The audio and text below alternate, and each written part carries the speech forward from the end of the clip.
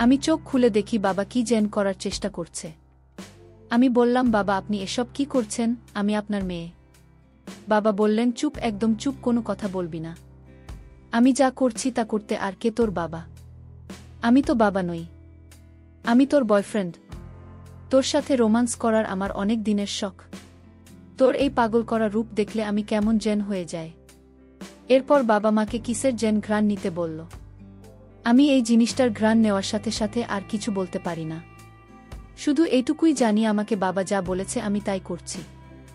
একটু পর বাবা আমাকে বলল, মেহেরিন তুমি এখানে ঘুমাও।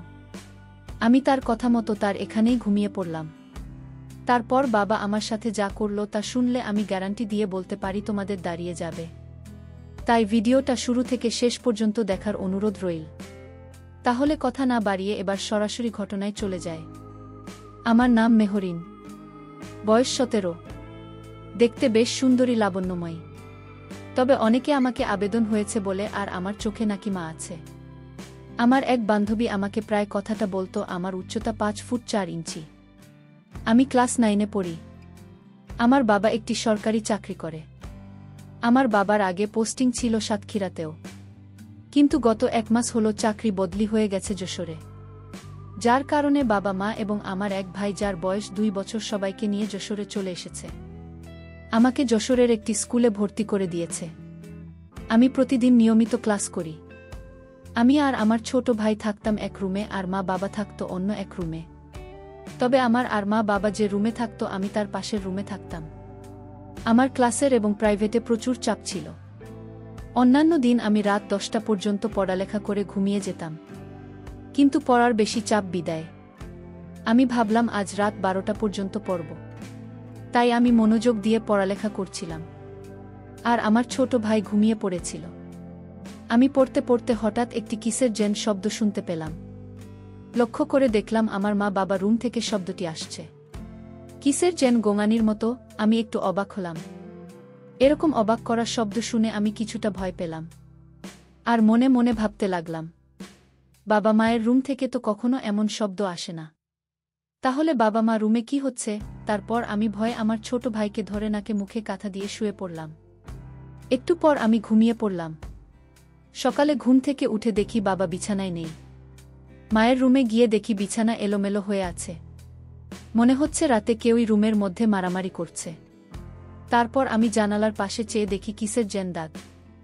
আমি এসব দেখে আমার নিজের খুব ভয় লেগে গেল, কিন্তু আমি ভয়ে বাবা মায়ের কাছে কিছু বলিনি।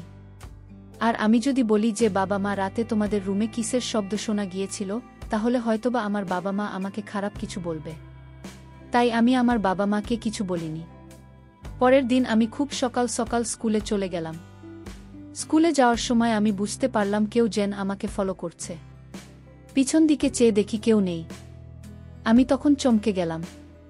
আমি আবারও সামনের দিকে হাঁটতে লাগলাম।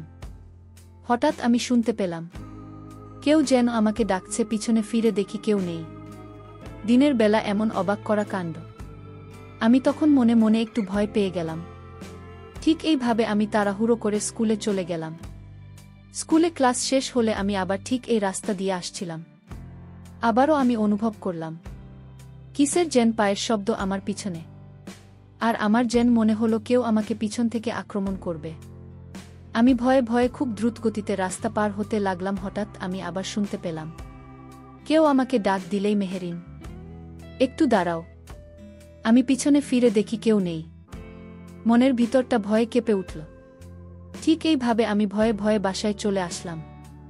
একদিকে এই ভয়ানক ঘটনা, আবার অন্যদিকে আমার পড়ার খুব চাপ। আমি বাসায় এসে ফ্রেশ হয়ে খাওয়া দাওয়া করে পড়তে বসলাম। পড়তে পড়তে কখন যেন রাত 12টা বেজে গেল। আমি টের পাইনি। হঠাৎ আজকে আবার আমি গতকালকে মতো কিসের যেন গোঙানির শব্দ শুনতে পেলাম আমার বাবা মায়ের রুম থেকে। আমি আজকেও ভয় পেয়ে গেলাম, আর মনে মনে ভাবতে লাগলাম এটা কিসের শব্দ, আর এটা কি? রাতে আমার বাবা মা রুমে কি হয় আমি কিছু বুঝতে পারছি না। আবার মাঝে মাঝে নিজের মনকে সান্ত্বনা দিই, হয়তো বাবা মা ওই রুমে কাজ করে আর কাজ শব্দ এরকম হয়। এভাবে ভয়ে ভয়ে আমি প্রায় 1 মাস চলে গেল। রাতে কোনোদিন আমার ভালো ঘুম হয় না। এদিকে আমার সামনে পরীক্ষা, আর আমার এই ভয়ানক কাণ্ড দেখতে দেখতে আমার রাতে ঘুম যেন হারাম হয়ে গেছে। মনে মনে ভাবলাম আমার বাবা মা রুমে রাতে কি হয় তা আমাকে জানতে হবে। এর আগে তো যখন আমরা সাতক্ষীরা থাকতাম তখন তো এমন হতো না। আমি মনে মনে ভাবলাম এর রহস্য আমাকে জানতে হবে। কিন্তু কিভাবে জানা যায় চিন্তা করতে লাগলাম। আমার মোবাইলে ফেসবুক দেখতে লাগলাম। হঠাৎ করে মোবাইলের একটি বিজ্ঞাপন দেখলাম যে ছোট বলো তো তুমি ক্যামেরা, যে ক্যামেরা দ্বারা এক রুম থেকে অন্য রুমে কি হয় না হয় সব আমি আমার রুম থেকে দেখতে পারবো। তবে শর্ত হচ্ছে যে রুমে ক্যামেরাটা রাখব সেই রুমে লাইটের আলো থাকতে হবে। কিন্তু বাবা মা তো ঘুমানোর সময় লাইট অফ করে ঘুমোন। তাহলে এখন আমি কি করে রহস্য জানব? চিন্তা করতে করতে মাথায় একটি বুদ্ধি এলো। পরের দিন আমি বাবা মাকে বললাম আমার আজ ভাল লাগছে না মা, আজকে আমি স্কুলে যাব না। মা বলল ঠিক আছে তাহলে তুই ঘুমিয়ে থাক। তোর বাবা অফিসে চলে গেছে আর তোর ভাইয়ের জন্য কিছু কেনাকাটা করব। মার্কেট থেকে আমি আসি, দরজা লাগিয়ে ঘুমিয়ে পড়। তারপর আমি আমার এক ক্লাসমেটকে ফোন দিলাম। আমার ক্লাসম্যান আবার বেস্ট ফ্রেন্ডও বলতে পারেন। সে সকল বিষয়ে মোটামুটিভাবে আমাকে হেল্প করে। আমি বললাম সিয়াম, আমাদের বাসায় হঠাৎ করে লাইট জ্বলছে না। তুমি একটি ইলেকট্রিশিয়ানকে নিয়ে কি আমাদের বাসায় তো এখন আসতে পারবে? দেখুন আমার পড়ালেখার অনেক চাপ। লাইট জ্বললে আমি পরব কি করে? আমি তখন বুদ্ধি করে আমার বাবা মা রুমের লাইটের একটা ছেলে রাখলাম, যাতে সিয়াম আমাকে মিথ্যাবাদী না ভাবতে পারে। কিছুক্ষণ পর সিয়াম একজন ইলেকট্রিশিয়ানকে নিয়ে আমাদের বাসায় হাজির হলো। আমি সিয়ামকে বললাম দেখো তো আমাদের এই রুমের লাইট কি হয়েছে, লাইট জ্বলছে না কেন? ইলেকট্রিশিয়ান চেক করে দেখে তারগুলো ছাড়া। ইলেকট্রিশিয়ান বলল ম্যাডাম রুমের তা ছাড়া, যে কারণে লাইটটা জ্বলে নাই। আমি বললাম আচ্ছা ঠিক আছে তাহলে এটা ঠিক করে দিন। আর বললাম ভাইয়া আমার আরেকটি কাজ করে দিবেন। ইলেকট্রিশিয়ান বলল কি কাজ আপা? আমি বললাম এই লাইটটা আরেকটি অন অফ সুইচ আমার এই রুমে লাগবে। আপনি কি আমাকে একটা সুইচ লাগিয়ে দিতে পারবেন? সে বলল ঠিক আছে আমি লাগিয়ে দিচ্ছি। তারপর তারা আমার কাজ শেষ করে চলে গেল। পরের দিন আমি অনলাইন থেকে সেই মিনি ক্যামেরা অর্ডার দিই। কিছুক্ষণ পরেই ডেলিভারি ম্যান আমাকে সেই মিনি ক্যামেরাটা এসে দিয়ে যায়। এবার মনে মনে ভাবলাম এখন দেখতে পারব আমার বাবা মা রুমে রাতে কি হয়। সন্ধ্যাবেলা আমি বাবা মা রুম ছাড় দেওয়ার চল করে তাদের রুমে গেলাম এবং আমি ক্যামেরাটা একটি বিশেষ জায়গায় শেষ করলাম, যেখান থেকে আমি আমার মোবাইল দিয়ে খুব ভালো করে পুরোটা দেখতে পারি। ক্যামেরাটা খুব সুন্দরভাবে সেট করে আমি আমার রুমে চলে আসি। একটু পর আমার বাবা মা দুজনেই বাসায় আসে। আমিও ফ্রেশ হয়ে খাওয়া দাওয়া করে আমার রুমে পড়তে বসলাম আর অপেক্ষা করতে লাগলাম কখন রাত 12টা বাজে। এদিকে বাবা মা তাদের রুমে শুয়ে পড়েছে। তারা তাদের রুমে বাতি নেভাতে চায়, কিন্তু বাতি আর নিবে না, কারণ আমি এই বাতির অন অফ সুইচ আমার এখানে নিয়ে এসেছি। তারপর বাবা মা বাকি অন রেখে তারা শুয়ে পড়ে। রাত যখন 12টা বাজে তখন আমি আমার মোবাইলে সিসি ক্যামেরা কেমন করি। একটু পর আমি দেখতে পাই বাবা মা রুমের জানালা দিয়ে কি যেন একটি আসছে। জানালা দিয়ে ঢোকার সময় সাদা কাপড় পরা খুব ছোট আকৃতির ছিল, কিন্তু আমি দেখতে পেলাম রুমের ভিতরে ঢুকেই লোকটা মানুষের মতো বড় হয়ে গেল। এমন জিনিস দেখে আমার শরীর তার সাথে সাথে ঘেমে গেল। তারপরেও আমি সাহসের সাথে তা দেখতে লাগলাম এবং ভাবলাম দেখি শেষ পর্যন্ত কি হয়। ওমা একটু পর দেখি এই লোকটা বাবাকে নাকি মুখে কি যেন একটা দিল। সাথে সাথে বাবা মনে হয় অজ্ঞান হয়ে পড়ল। তারপরেই লোকটা মায়ের সাথে খুব খারাপ ব্যবহার করল। মায়ের সাথে এসব দেখতে আমার খুব খারাপ লাগছিল। তারপর ভাবলাম দেখি শেষ পর্যন্ত কি হয়। তারপরেই লোকটা মায়ের সাথে প্রায় 3 ঘন্টা নোংরামি করার পর লোকটা আকৃতি আবার ছোট হয়ে গেল এবং সে জানালার ফাঁক দিয়ে চলে গেল।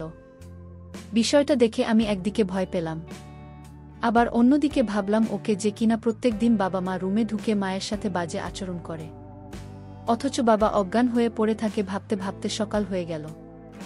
সকালে উঠে আমি স্কুলে চলে গেলাম, কিন্তু স্কুলে যাওয়ার সময় কেন জানি আমার মনে হয় আমার পিছনে কেউ হাঁটছে। এইভাবে আমি স্কুল থেকে চলে আসলাম। আজকে আর সিসি ক্যামেরা অন করিনি, কারণ মায়ের এই অবস্থা দেখতে আমার ভাল লাগে না। পড়তে পড়তে আজকে আমি সকাল সকাল একটু আগে ঘুমিয়ে পড়লাম, কিন্তু রাত যখন 12 বছর তখন আমি লক্ষ্য করলাম কেউ যেন আমার সাথে খারাপ আচরণ করার চেষ্টা করছে। তখন আমি চোখ খুলে দেখি বাবা আমার সাথে ওই সব আচরণ করার চেষ্টা করছে। আমি বললাম বাবা, আপনি আমার সাথে কি করছেন? আমি আপনার মেয়ে। বাবা আমাকে বললেন চুপ, আমি যা করছি তা করতে দেয়। কে তোর বাবা? আমি তোর বাবা না, আমি তোর বয়ফ্রেন্ড। তোর সাথে রোমান্স করার আমার অনেক দিনের শখ। তো এই পাগল করা রূপ দেখলে আমি কেমন জেন হয়ে যায়। তারপর বাবা আমাকে কিসের জেন ঘ্রাণ নিতে বলল। আমি এই জিনিসটার ঘ্রাণ নেওয়ার সাথে সাথে আর কিছু বলতে পারি না। শুধু এইটুকুই জানি আমাকে বাবা যা যা বলেছে আমি তাই তাই করছি। একটু পর বাবা আমাকে বলল, মেহেরিন তুমি এখানে ঘুমাও। আমি তার কথা মতো ঘুমিয়ে পড়লাম। তারপর বাবা আমার সাথে প্রায় 1 ঘন্টা পর্যন্ত খুব খারাপ আচরণ করল। আমি বাবা এই সব অত্যাচার নির্বেশ সহ্য করলাম। তারপর সকাল হলো। আমি বাবাকে দেখে আর কথা বলি না। একটু পর বাবা আমাকে বলল, মেহেরিন এদিকে আসো। আমি বললাম, না বাবা, তোমার কাছে আমি আর যাবে না। বাবা বলল, কেন না? আমি কি করেছি? আমি বললাম, বাবা তুমি রাতে আমার সাথে খুব বাজে আচরণ করেছে। আমি তোমাকে অনেক ঘৃণা করি বাবা। বাবা বলল, কি বলছিস মা? আমি কখন তোর সাথে খারাপ আচরণ করলাম? তোর কথা তো আমি কিছুই বুঝতেছি না। আমি বললাম, কেন বাবা, তুমি আমার সাথে রাতে বাজে ব্যবহার করো নাই? বাবা বলল, না আমি তো সারা রাত ঘুমেছিলাম, আমি আবার তো রুমে গেলাম কখন? বাবার কথা শুনে আমি অবাক। তাহলে কি আমার সাথে এরকম করলো? কিন্তু আমি তো স্পষ্ট বাবাকে দেখতে পেলাম। বাবা আমার মুখ থেকে এমন অবাক করা কথা শুনে বাবার মনটা খারাপ হয়ে গেল। এইভাবে 1 সপ্তাহ পর্যন্ত আমি লক্ষ্য করলাম বাবা প্রতিদিন রাতে আমার রুমে আসে আর আমার সাথে খুব বাজে আচরণ করে। আর আমি প্রত্যেক দিন বাবাকে দিনের বেলা এই সব বলি। বলার পর দেখি বাবার মন খারাপ হয়ে যায়। ঘটনার রহস্য জানার জন্য পরের দিন রাতে বাবা আমার রুমের খাটের তলায় লুকিয়ে রইল। কিন্তু আমি জানি না, রাত যখন 12টা বাজল তখন আবারও সেই লোকটা বাবার ছদ্মবেশে আসলো। আমার সাথে তখন খারাপ আচরণ করে জানালা দিয়ে চলে যায়। বাবা তখন বুঝতে পারে এটা কোনো মানুষ না, এটা নিশ্চয়ই কোনো খারাপ আত্মা, যে আমার রূপ ধারণ করে আমার মেয়ের সাথে খারাপ করে বেড়ায়।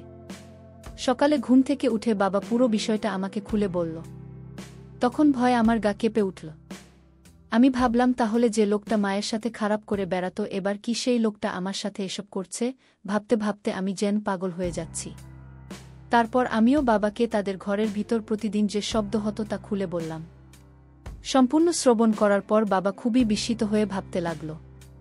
তারপর বাবা কিছুক্ষণ ভাবার পর আমাকে বলল, মানে চলো আমরা এক জায়গায় যাব।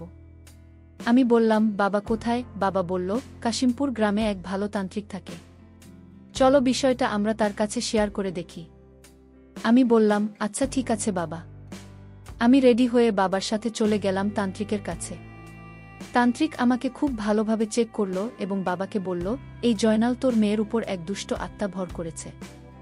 সে তোর বউয়ের সাথে আগে এই আচরণ করত, তারপর তোর মেয়েকে দেখে ফেলায় এখন তোর মেয়ের সাথে এসব করে বেড়াচ্ছে।